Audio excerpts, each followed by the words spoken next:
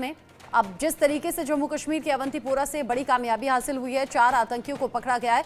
आगे जो इन्फॉर्मेशन होगी इस खबर से जुड़ी हुई दर्शकों तक पहुंचाएंगे। आप दोनों रहिएगा क्योंकि अगली खबर अमेरिका से है। अमेरिका के न्यू ऑर्लियंस में हुआ है आतंकी हमला। इस हमले में 15 लोगों की मौत की खबर है, 35 लोग जख्मी हो गए हैं। पुलिस ने हमलावर को मौके पर ही मार गिराया। हमलावर की कार से आईसिस का झंडा मिला है, कुछ विस्फोटक मिले हैं। हमलावर शमसुद्दीन जब्बार टेक्सास का रहने वाला था। जो जानकारी मिल रही है, हमलावर के घर से एक संदिग्ध की भी गिरफ्तारी हुई है।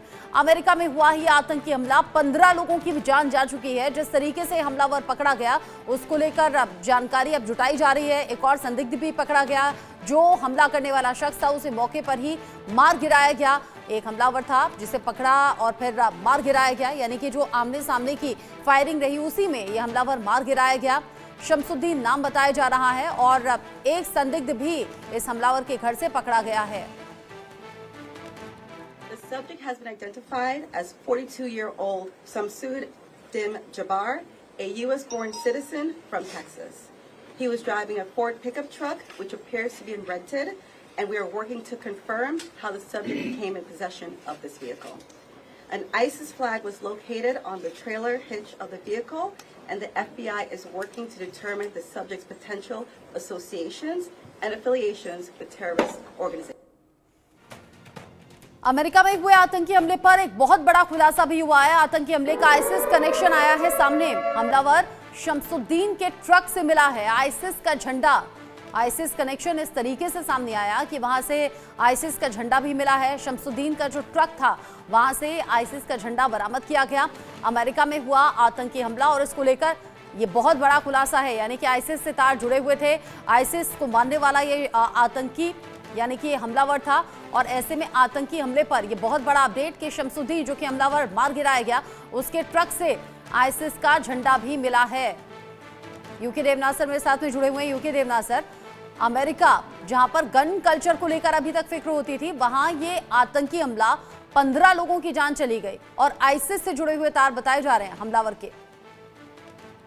जी हाँ, बहुत ही हैरान परेशान करने वाली खबर आ रही है। शमसुद्दीन जबर जो है उसका बैकग्राउंड चेक करने के बाद तो मैं भी ज्यादा हैरान हूँ। वो थोड़ा मेंटली डिस्टर्ब तो था, लेकिन वो अमेरिकन बॉर्न सिटीजन था। ऐसा भी नहीं है कि वो हाल ही के समय में किसी एक मुस्लिम या अरब मुल्क से अमेरिका गया हो। अमेरिकन सिटीजन आमतौर पर जैसे जैसे वहाँ बड़े होते हैं तो वो अपने को अमेरिकन सोच में, अमेरिकन पद्धति में ढाल लेते हैं।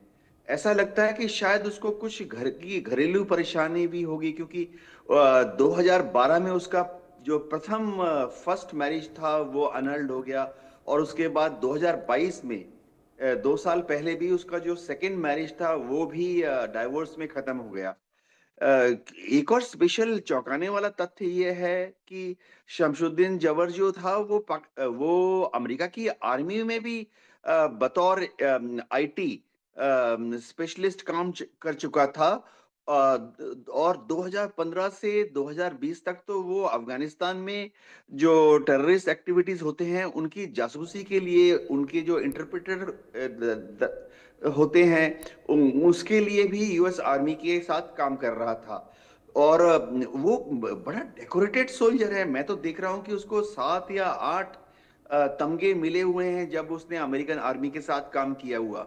तो एक यूएस आर्मी का वेटरन इस तरह से मानसिक रूप से भ्रमित हो जाएगा, बहुत ही चिंता का विषय है। ये दिखाता है कि शायद इंटेलिजेंस एजेंसीज जो हैं उनको अमेरिका में और बारीकी से काम करना पड़ेगा।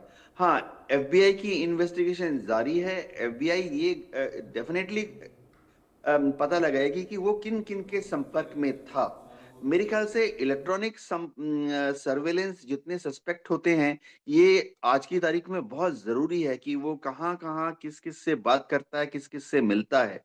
बहुत ही दुखद घटना है, खास तौर से इसलिए क्योंकि ये जो सस्पेक्ट है ये तो अमेरिका की आर्मी में काम कर चुका है, ऑनरेबली डिस्चार्ज किया गया था। जी, जिस तरीके से आपने बताया अमेरिका में आतंकी हमला बड़ी चिंता की बात, और इस बीच एक और बड़ा अपडेट भी मिल रहा है।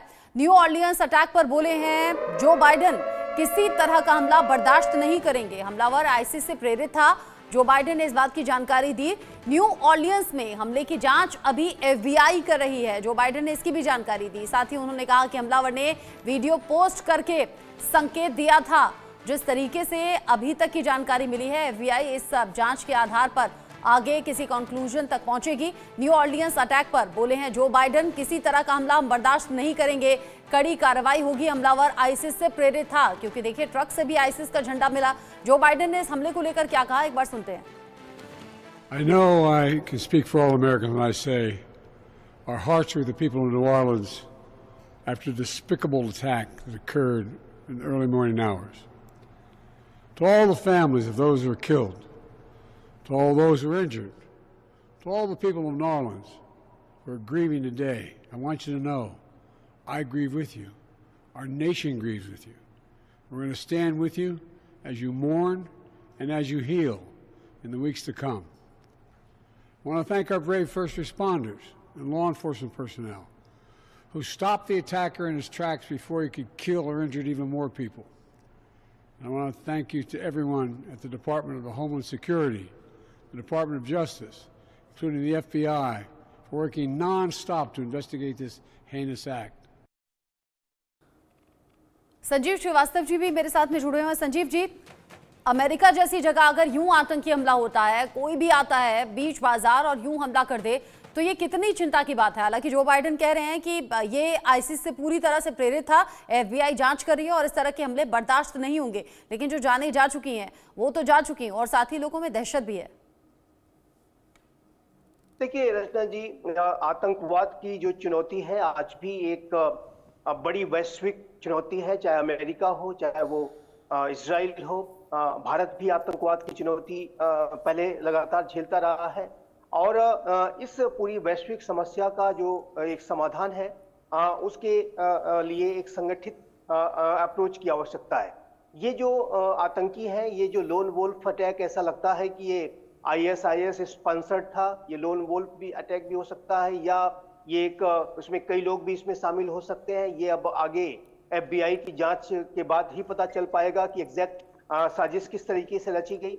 लेकिन इस तरीके की जो सोच रखने वाले जो भी इंडिविजुअल्स या जो भी ऑर्गेनाइजेशंस हैं, आईएसआईएस हो, अलकायदा हो, ये पूरे विश्व में सभ्यताओं के बीच में टकराव चाहते हैं। ये एक किसी धर्म का नाम लेकर के ये अपनी शैतानी मंसूबों को, अपने आसुरी मंसूबों को वो थोपना चाहते हैं पूरी मानवता के समक्ष, और एक घृणा हिंसा की जमीन पैदा करना चाहते हैं। इनके अंदर की जो सोच होती है वो जाहिर है कि पूरी तरीके से एक घृणा, हिंसा, नफरत के आधार पर ये चलते हैं। और इसीलिए मैं इनको एक शैतानी सोच वाले व्यक्ति कहता हूं। भले से कितना भी पढ़ा लिखा क्यों न रहा हो, कितना भी उसने डिग्रियां क्यों न हासिल की हो, कितने भी उसको सम्मान वगैरह के न मिले हो, लेकिन इसकी जो आंतरिक जो इसकी सोच थी वो पूरी तरीके से शैतानी थी। बिल्कुल, और ये शैतानी सोच का अब ये हमलावर मार गिराया गया है, ये भी एक कामयाबी है। लेकिन साथ ही सवाल बहुत से इस हमले के पीछे छूट गए हैं। इस बीच एक और बड़ा अपडेट, टेस्ला के सीईओ एलॉन मस्क ने बड़ा दावा किया है इस हमले को लेकर। साइबर ट्रक में रखे बम की वजह से यह धमाका